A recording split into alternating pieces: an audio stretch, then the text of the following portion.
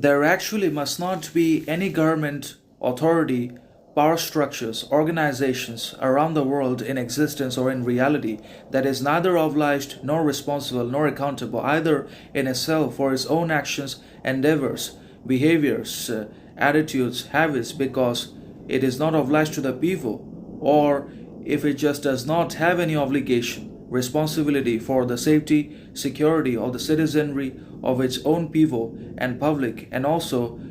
if those things are not able to provide the people, the residents inside of the society of the country with absolute and unconditional and unquestionable freedom, independence, sovereignty, justice, equality, jobs, employment, and many other necessities, imperatives, and fundamentals which the people as well as the residents need for the maximization of the potential, the extension of their talent, success, and the achievement of happiness,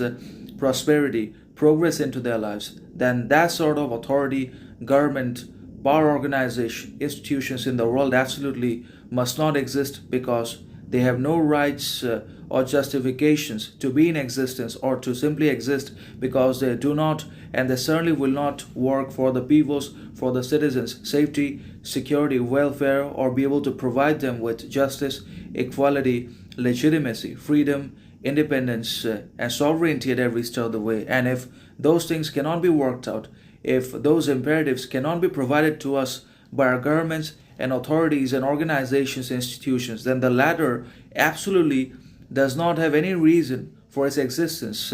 It just cannot have any reason to go on simply existing because it will maximize its own tyranny, it will impose and enforce and introduce so many conditions,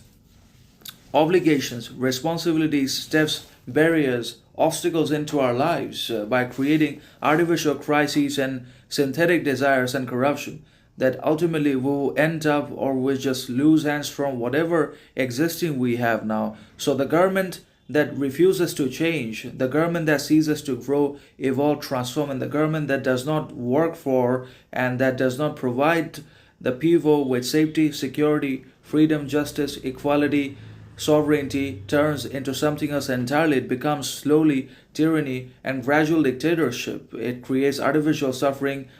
and obviously unreasonable crisis into our lives in one way or another. It slowly strengthens its grip, which is the case with the present Indian government. It does not do anything for the people. It got no responsibility, accountability, sincerity, because it just does not care about what happens to the citizenry, to the people inside of the society, whether or not they've got jobs, equality, independence into their lives. And that sort of government has no reason for its existence.